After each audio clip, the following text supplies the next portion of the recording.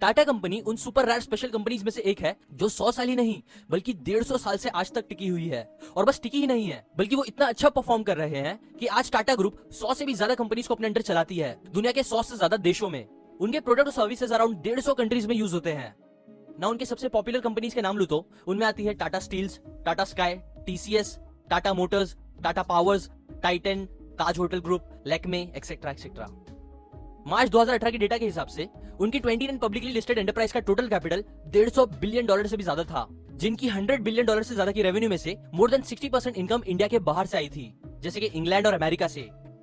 Tata group world की 7th largest private company है employees के मामले में, जिसमें अराउंड 6,95,000 से भी ज्यादा लोग काम करते हैं। इतना ही नहीं, Tata group Forbes most reputable companies की लिस्ट में 11th पोजीशन पे आ चुकी है। एक सर्वे में टाटा मोस्ट वैल्यूएबल 500 कंपनीज में 34 नंबर पे आई थी। और ये सारी सक्सेस का क्रेडिट जाता है टाटा ग्रुप के लीडर्स को। जमशेद जी टाटा से लेके रतन टाटा तक कई ग्रेट लीडर्स ने टाटा ग्रुप को मैनेज किया है, कुछ खास प्रिंसिपल्स, रूल्स और विजडम को ध्यान में रखते हुए। और इन्हीं प्रिंसिपल्स ने टाटा ग्रुप को आज इंडिया से लेके पूरे वर्ल्ड के सबसे वैल्यूएबल ब्रांड में से एक बना दिया है। इसलिए ये बहुत जरूरी है कि हम भी टाटा ग्रुप के लीडर्स, मेंटर से उनकी नॉलेज और विजडम को सीखे, जैसा कि मैं हमेशा बोलता हूँ, और उसे अपनी लाइफ में अप्लाई करें ताकि हम भी खुद सक्सेसफुल हो। देखो, वैसे तो हम टाटा ग्रुप के कई लीडर्स से बहुत कुछ सीख सकते हैं, लेकिन आज मैं आपको स्पेसिफिकली रतन टाटा के वो 7 बिजनेस एंड लाइफ लेसन्स बताऊंगा जिनकी हेल्प से उन्होंने टाटा ग्रुप को कई ग्रेट सक्सेस दिलाई। एग्जांपल, उनकी 21 साल की लीडरशिप में उन्होंने प्रॉफिट्स को 50 गुना बढ़ाया और 40 गुना ज्यादा रेवेन्यू बढ़ा दिए, कई जगह एक्सपेंशंस किए इंडिया के बाहर, और ऐसी कई चीजें जो मैंने पहले बताई वो रतन टाटा की लीडरशिप में ही हुआ था। सो इसलिए आज हम रतन टाटा को अपना मेंटर मान के उनकी ही लाइफ और बुक से मिली विजडम को वो खास 7 बातें सीखेंगे। So let's begin. Number 1, TVC, trust, values, commitment. अगर आपको याद होगा तो 2 साल पहले 2016 में हर जगह बहुत न्यूज चली थी टाटा ग्रुप के बारे में कि कैसे टाटा ग्रुप ने अचानक साइरस मिस्त्री को चेयरमैन की पोजीशन से निकाल दिया। शौक इसीलिए था क्योंकि रतन टाटा ने खुद बड़ी मेहनत से साल भर सर्च करके साइरस को ढूंढा था चेयरमैन की पोस्ट के लिए, इस बिलीव के साथ कि वो उनकी जगह अच्छे से पूरी करेंगे। इनफैक्ट सबको साइरस से काफी उम्मीदें थी, इसलिए जब साइरस को निकाला गया तो हर कोई कॉर्पोरेट वर्ल्ड में बस इसके बारे में ही बात कर रहा था कि आखिर क्यों किया टाटा ग्रुप ने ऐसा। वेल, कई पॉसिबल रीजन कई लोगों ने अपने हिसाब से बताए, जैसे कि एग्जांपल, साइरस के आने के बाद कंपनी को नेगेटिव ग्रोथ देखने मिली, कंपनी के डेप्थ में इंक्रीज आया, उनके मैनेजमेंट का खराब तरीका, एक्सेट्रा एक्सेट्रा। बट जो मेन रीजन अकॉर्डिंग टू कई एक्सपर्ट्स था वो ये था कि साइरस टाटा ग्रुप की वैल्यूज, कमिटमेंट से ज्यादा प्रॉफिट्स पे ध्यान दे रहे थे। डोकोमो ने पहले टाटा को एक अच्छा बायर सर्च करने को कहा, बट जब वो उन्हें नहीं मिला तो उन्होंने टाटा को खुद ही उनके शेयर्स खरीदने बोले, जैसा डील हुई थी। बट लोग बोलते हैं कि तब साइरस ने आरबीआई की गाइडलाइंस का यूज करते हुए उन्हें पैसे देने से मना किया और वो केस लड़ने लगे, क्योंकि पैसे दे देना उनके हिसाब से अच्छा बिजनेस डिसीजन नहीं था। अब ये चीज डोकोमो को बहुत गलत लगी, बिकॉज वो टाटा के नाम पे भरोसा करके उनके साथ बिजनेस कर रहे थे, बिकॉज सच में टाटा का नाम उनकी वैल्यूज और कमिटमेंट के लिए पूरे वर्ल्ड में फेमस है। और यही चीज रतन टाटा को भी सही नहीं लगी, जो फिर साइरस को निकालने का एक बड़ा रीजन भी बनी। एक इंटरव्यू में जब रतन टाटा से पूछा गया तो उन्होंने कहा, ट्रस्ट उनके लिए सबसे इंपॉर्टेंट नंबर 1 चीज है। एम्प्लॉइज, शेयर होल्डर्स और कस्टमर्स का ट्रस्ट ही वो सबसे मेन फाउंडेशन होता है जिसके बेस पे कोई भी बिजनेस टिका रहता है। कई लोग आपको मिलेंगे जो बिजनेस करने के लिए या अपना काम निकालने के लिए कुछ भी बोल देंगे, झूठ सच फर्क नहीं पड़ता, कुछ भी कमिटमेंट दे देंगे, लोगों का ट्रस्ट तोड़ देंगे बस शॉर्ट टर्म फायदे के लिए। बट टाटा ग्रुप और रतन टाटा ऐसे नहीं है। वो समझते हैं कि लोगों का भरोसा ही सबसे बड़ी चीज होती है, और यही चीज ने टाटा ग्रुप को सालों से मार्केट में सक्सेस दिलाई है। इसलिए आप भी हमेशा ट्रस्ट पे ध्यान दो, प्रॉफिट से ज्यादा वैल्यूज और कमिटमेंट पे फोकस करो। Number 2, success in listening. बहुत कम लोगों को पता है कि पहले रतन टाटा को आईबीएम से एक बहुत अच्छा जॉब ऑफर आया था, बट उन्होंने वो नहीं लिया। इंस्टेड वो टाटा स्टील में आए और वहां उन्होंने फ्लोर पे दूसरे नॉर्मल एम्प्लॉइज के साथ काम किया, चूना पत्थर यहाँ से वहां करने जैसे छोटे काम भी करे। एक इंटरव्यू में उन्होंने बताया कि उन्होंने अपने करियर स्टार्टिंग के 8 साल ऐसी ही ट्रेनिंग प्रोग्राम में बिताए, 2-3 कंपनीज के शॉप फ्लोर पे। तब वो बोलते हैं कि उन्हें ये बहुत बकवास लगता था, उन्हें लगता था कि वो अपना टाइम वेस्ट कर रहे हैं। बट आज कई सालों बाद उन्हें समझ आता है कि वो 8 साल वहां करी गई ट्रेनिंग, वहां से सीखना ही उनकी लाइफ का सबसे बेस्ट इन्वेस्टमेंट था अपने टाइम का। रतन टाटा हमेशा बोलते हैं कि सीखना और सुनना, ये दोनों चीज आपको लाइफ में बहुत आगे लेके जाएगी। इनफैक्ट एक ग्रेजुएशन सेरेमनी में रतन टाटा ने कुछ ऐसे स्पीच दिया बच्चों को कि ज्यादातर लोगों को समझ नहीं आता कि उन्हें ग्रेजुएशन हो रहे बच्चों को क्या बोलना चाहिए।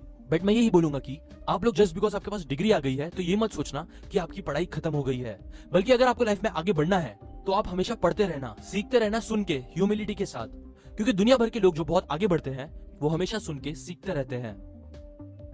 Number 3, emotions for success. Ratan Tata की सबसे फेमस स्टोरी जो शायद आपने भी सुनी ही होगी, बट इसलिए इतना अच्छा लाइफ लेसन सिखाती है कि इसका रिपीट होना भी बहुत अच्छा है। जब रतन टाटा ने टाटा इंडिका कार बनाई तो वो चली नहीं मार्केट में, जिससे उन्हें काफी लॉस हुआ। अब ये लॉस से बचने के लिए एक्सपर्ट्स और उनके पार्टनर्स ने उन्हें कंपनी को बेच देने का सजेशन दिया, जो ना चाहते हुए भी उन्हें एक्सेप्ट करना पड़ा। सो इसी डिसीजन के साथ वो अमेरिका गए फोर्ड कंपनी को अपनी कंपनी बेचने। जब वो वहां मीटिंग कर रहे थे तब फोर्ड कंपनी के मालिक ने उनकी इंसल्ट कर दी, ये बोल के कि जब आपको कार बनाने आती ही नहीं थी तो आपने कार बनाई ही क्यों, और हम ये कंपनी खरीद कर आप पर एहसान कर रहे हैं। तब ये बात उन्हें जरा भी पसंद नहीं आई, इसलिए वो अपने पार्टनर्स के साथ वहां से चले गए डील छोड़ के। बट इस गुस्से और इंसल्ट को फिर उन्होंने वेस्ट नहीं जाने दिया, बल्कि फिर उन्होंने इस इंसल्ट को मोटिवेशन बनाया और काफी रिसर्च मेहनत करके टाटा मोटर्स को एक बहुत सक्सेसफुल पोजीशन पे पहुंचा दिया। बट बात बस फिर इधर ही खत्म नहीं हुई। इसके बाद टाइम ऐसा आ गया कि फोर्ड कंपनी को काफी लॉस होने लगा, जिस लॉस की वजह से उन्होंने अपने दो ब्रांड्स जैगवार और लैंड रोवर को बेचने का सोचा। नाउ जब ये बात रतन टाटा को पता चली तो उन्होंने दोनों को खरीदने का डिसीजन लिया, जिसका रिजल्ट ऐसा निकला कि बाद में बिल फोर्ड ने रतन टाटा को अपने ये दोनों ब्रांड बेच दिए, ये कहते हुए कि आप हम पर ये खरीद कर हम पर एहसान कर रहे हो। ये होता है इमोशंस को यूज करने का, रिवेंज लेने का तरीका। ज्यादातर लोग गुस्सा होते हैं तो वो गाली देते हैं, गलत काम करते हैं और अपना ही नुकसान करके लेते हैं। बट रतन ने अपने गुस्से को मोटिवेशन की तरह यूज करा और उसे प्रॉफिट में कन्वर्ट किया। इसीलिए आपको भी ऐसा ही होना चाहिए, इमोशन से हारने के बजाय उसका यूज करके जीतना सीखो। Number 4, teamwork. Ratan Tata बोलते हैं कि कोई भी बहुत बड़ी ग्रेट चीज बस एक अकेला इंसान अचीव नहीं कर सकता, बिकॉज उसके लिए एक अच्छी टीम का होना बहुत जरूरी है। आपके एम्प्लॉय जो आपके साथ काम कर रहे हैं, वो हर एक इंसान आपकी टीम है और ये जरूरी है कि आपकी टीम का आप ख्याल रखो।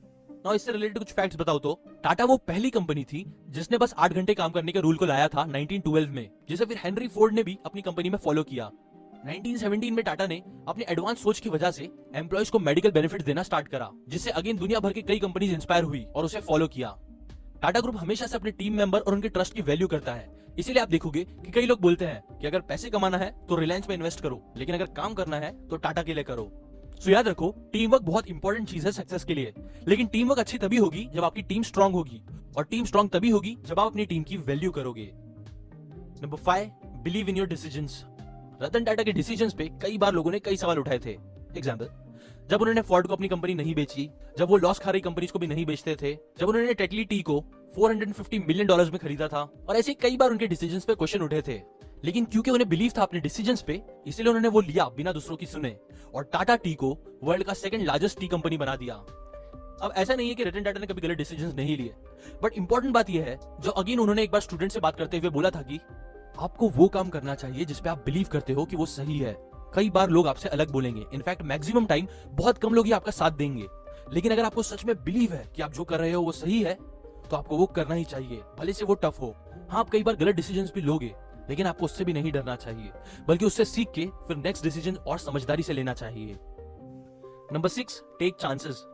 रतन टाटा बोलते हैं कि हमें लाइफ में चांसेस लेने चाहिए, जैसे एप्पल, अमेजॉन, फेसबुक, गूगल के क्रिएटर्स ने लिया। ये सारी कंपनी आज दुनिया की सबसे बड़ी कंपनीज में आती है, लेकिन ये सब ने स्टार्ट किया था अपने अपने गराज से।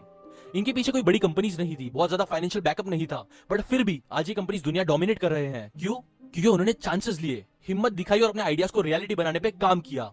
ऐसी अगर आपको भी लाइफ में आगे जाना है तो आपको भी चांसेस लेने पड़ेंगे। नॉर्मल सेफ लाइफ से हटके थोड़ी डेयरिंग दिखानी होगी और कुछ अलग करना होगा।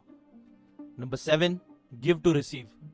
कई लोगों को ये सवाल आता है दिमाग में कि जब टाटा ग्रुप्स इतने पैसे कमाती है, जो रिलायंस से भी कई गुना ज्यादा है नंबर्स में, तो हमें कभी रतन टाटा का नाम वर्ल्ड रिचेस्ट लोगों में क्यों नहीं सुनाई देता, जबकि मुकेश अंबानी का नाम हमेशा रिचेस्ट लोगों में आता है।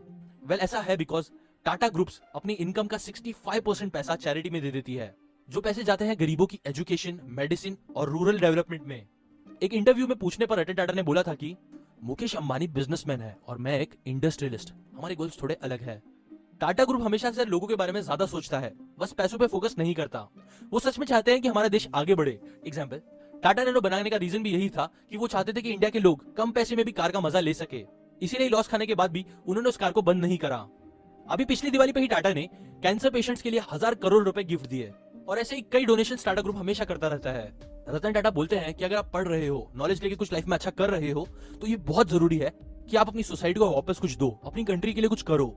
और आपको अपनी वेल्थ के हिसाब से अपने आप को सक्सेसफुल नहीं समझना चाहिए, बल्कि सक्सेस आपको उसे समझना चाहिए जब आप रात में सोने जाओ और आपको वो सेटिस्फेक्शन फील हो कि हाँ, मैंने कुछ अच्छा काम किया, कुछ पॉजिटिव डिफरेंस लाया दुनिया में, भले से छोटा ही सही, बट डिफरेंस लाया। और अच्छी बात यह है कि ये डिफरेंस हमें से हर इंसान क्रिएट कर सकता है, श्योरली आप भी।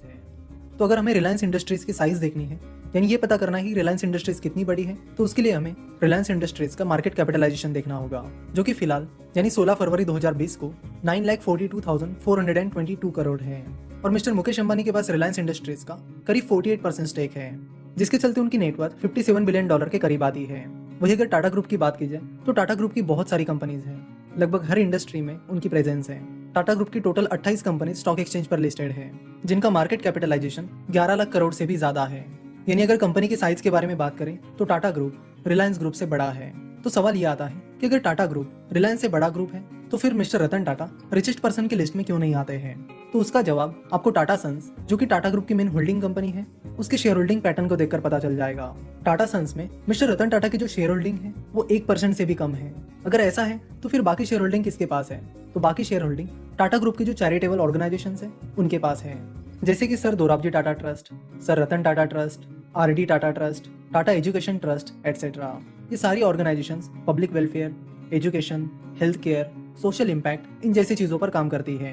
तो टाटा सन्स की करीब 66% share holding in charitable organisations के नाम पर है। अगर ये 66% share holding in charitable organisations की बजाय अगर मिस्टर रतन टाटा के नाम होती तो वो इंडिया के रिचेस्ट पर्सन होते हैं, और सिर्फ इंडिया के ही नहीं, वो एशिया के भी रिचेस्ट पर्सन होते हैं। पर टाटास के लिए पैसा ज्यादा मैटर नहीं करता, सोशल इम्पैक्ट ज्यादा मैटर करता है। और इसीलिए जब से टाटा ग्रुप शुरू हुआ है उनका मेन फोकस इंडियंस को एम्पावर करना, गरीब लोगों को गरीबी से बाहर निकालना, इस पर है। तो इन बिजनेस प्रिंसिपल्स और एथिक्स की वजह से ही टाटा को ट्रस्ट का दूसरा नाम माना जाता है। तो फिर चाहे हेल्थ केयर हो, एजुकेशन हो, या फिर 26/11 के हमले में जो लोग इंजोर हुए हैं उनका इलाज हो, इन सब में टाटा ग्रुप की सोशल ऑर्गेनाइजेशंस हमेशा आगे रहती है। अगर मिस्टर मुकेश अंबानी की डोनेशन देखी जाए तो वो साल 2018 में 402 करोड़ रुपए थी, जो कि उनके टोटल नेटवर्थ का करीब 0.1% आता है। तो आप कह सकते हैं कि अंबानीज की कंपनीज कंपनी के प्रमोटर्स और शेयर होल्डर्स का खास ध्यान रखती है, वही टाटा की कंपनीज कंपनी के शेयर होल्डर्स, कंपनी के वर्कर्स और सोसाइटी का ध्यान रखती है। आप कह सकते हो कि मेनली वो सोसाइटी का ध्यान रखते हैं। जहां तक एम्प्लॉयमेंट जनरेशन की बात है तो उसमें दोनों भी बिजनेसेस काफी अच्छे कर रहे हैं। टाटा ग्रुप और रिलायंस दोनों भी लाखों में एम्प्लॉयमेंट जनरेट करते हैं। डोनेशन के मामले में टाटा ग्रुप के बाद मिस्टर अजीम प्रेम जी का नंबर आता है, जो कि विप्रो को चलाते हैं। पिछले साल ही उन्होंने करीब 50,000 करोड़ रुपए डोनेट किए हैं। उससे पहले भी उन्होंने कई बार बड़ी बड़ी अमाउंट्स डोनेट की है। इस डोनेशन से पहले वो इंडिया के सेकंड रिचेस्ट पर्सन थे, और इस डोनेशन के बाद वो फिलहाल इंडिया के 17th रिचेस्ट पर्सन हैं।